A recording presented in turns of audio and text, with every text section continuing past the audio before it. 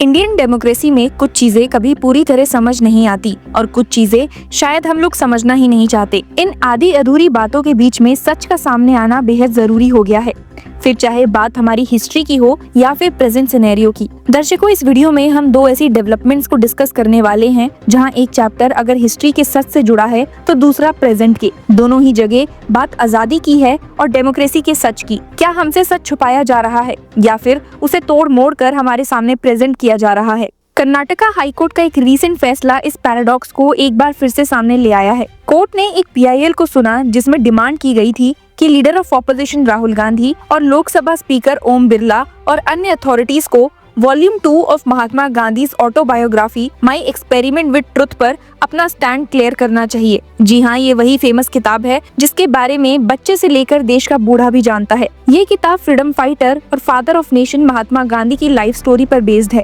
PIL file की गई थी एक ऑर्गेनाइजेशन के थ्रू, जागरूकता कर्नाटका जागरूकता भारता, जिसकी रिप्रेजेंटेशन खुद उसके प्रेसिडेंट KN मंजुनाथन ने किया। पिटीशन का सेंट्रल क्लेम ये था कि गांधी जी की एक दूसरी वॉल्यूम भी एग्जिस्ट करती है जो 1926 से 1947 के बीच की कहानी बताती है और जो आज मिसिंग है। जैसे ही ये आर्गुमेंट कोर्ट में रखा गया, सब हैरान रह गए और सोच में पड़ गए कि क्या सच को डेलिब्रेटली हमसे छुपाया जा रहा है। आखिर क्या है उस वॉल्यूम में जिसकी वजह से वो मिसिंग है? मंजुनाथा का कहना था कि जब उन्होंने ब्रिटिश एरा और मॉडर्न इंडिया पर रिसर्च की तो उन्हें डिस्टॉर्शंस और गैपिंग होल्स मिले जो आज के पॉलिटिकल टर्मोइल का रूट कॉज है। लेटर्स लिखे गए लेकिन रिस्पॉन्स नहीं आया और इसी में उन्हें वॉल्यूम 2 का जिक्र मिला, एक ऐसा अकाउंट जो सपोजिटली गांधी जी के इंडिपेंडेंस और पार्टीशन के क्रूशियल ईयर्स को कवर करता है। पिटीशन में एक और इंटरेस्टिंग डिमांड थी कि गांधी जी की 15 अगस्त 1947 के इंडिपेंडेंस सेलिब्रेशन में शामिल होने की एक ओरिजिनल फोटो कोर्ट में प्रोड्यूस करने का डायरेक्शन। हालांकि जब कोर्ट ने ये आर्ग्यूमेंट सुने तो उन्होंने अपना स्टैंड क्लियर और शार्प दिया। हाई कोर्ट ने कहा, According to the petitioner, there are gaps in history which needs to be answered. Clearly, no order can be issued in this regard. If the petitioner wishes to undertake scholarly exercise of doing research in history, there is no impediment for the petitioner in doing so.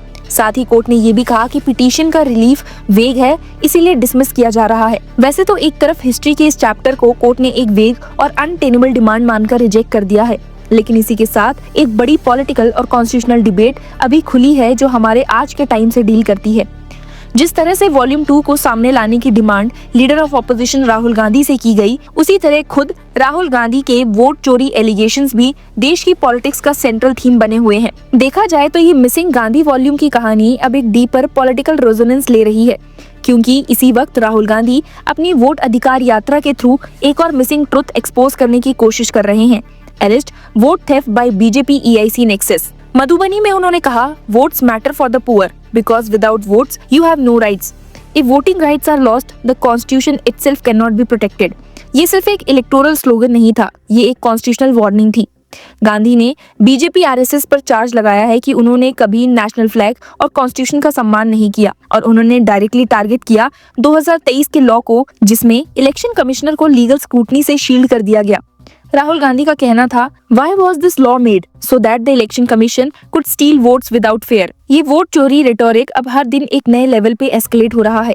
Muzaffarnagar rally में उन्होंने कहा, In 2023, when we started understanding things and getting evidence, a new law was brought in the Lok Sabha and Rajya Sabha.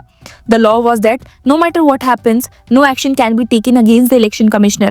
If the election commissioner has to work honestly, then what is the need for such a law? There is one reason. These people, the election commission, are helping Narendra Modi in vote theft. उन्होंने ये भी add किया कि ये चोरी सिर्फ EBCs, Dalits, OBCs और minorities पर नहीं बल्कि पुअर जर्नल क्लास पर भी अटैक है। After the vote is lost, the ration card and land will be lost. The time before independence would return when you were insulted, did not get an opportunity and were not given education.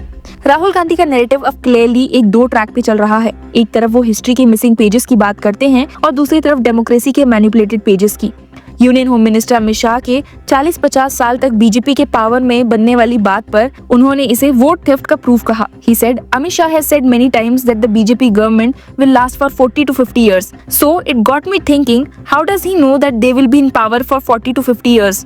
This was a strange statement. Gandhi ने कहा, We all are politicians, but how can one make such a claim as no one can truly ever predict what people are thinking? That's only because if the vote theft is taking place, and unfortunately, such manipulation has been happening for a long time.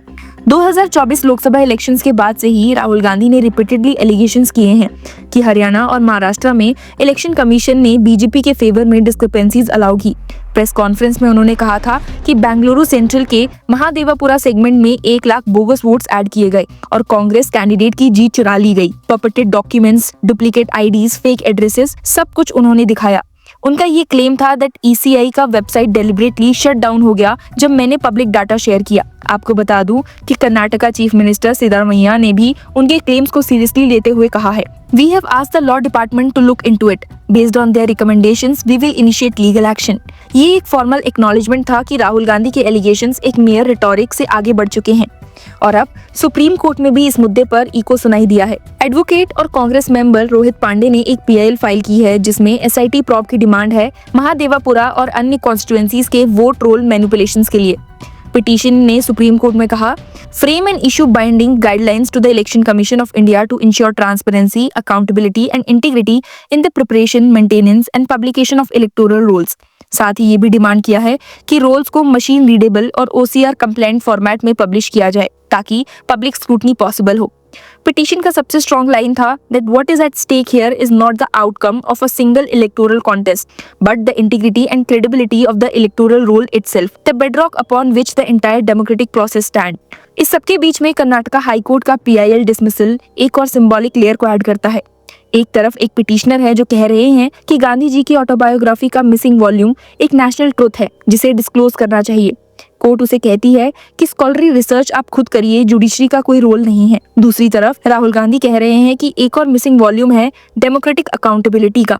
लेकिन जब वो इस बात को उठाते हैं तो BJP उनके स्टेटमेंट्स को कॉन्स्पिरेसी थ्योरी बोलकर डिसमिस कर देती है और election commission largely silence maintain करता है। क्वेश्चन ये है कि क्या डेमोक्रेसी की कहानी अब एक मिसिंग वॉल्यूम बन चुकी है?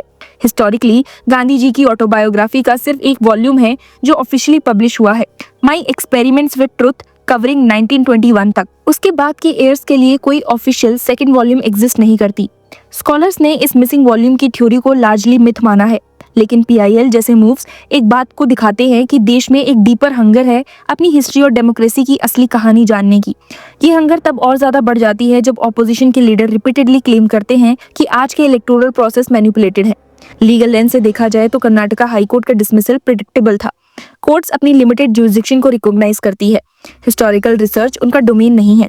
लेकिन सुप्रीम कोर्ट में वोट रोल मैनिपुलेशन का केस अभी ओपन है और यहाँ जुडिशरी का रोल क्लियर है। आखिर में चाहे बात हो गांधी जी की ऑटोबायोग्राफी के मिसिंग पेजेस की या राहुल गांधी के एलिस्ट वोट चोरी के एक्सपोज्ड पेजेस की, इंडियन डेमोक्रेसी अब एक ऐसे मोमेंट पर खड़ी है जहां ट्रुथ को ऑफिशियली एक्नॉलेज करने की डिमांड सबसे ज्यादा लाउड है। आप इस डिमांड के बारे में क्या कहना चाहते हैं हमें कमेंट्स में जरूर बताइए and keep following Law Chakra to get all the updates.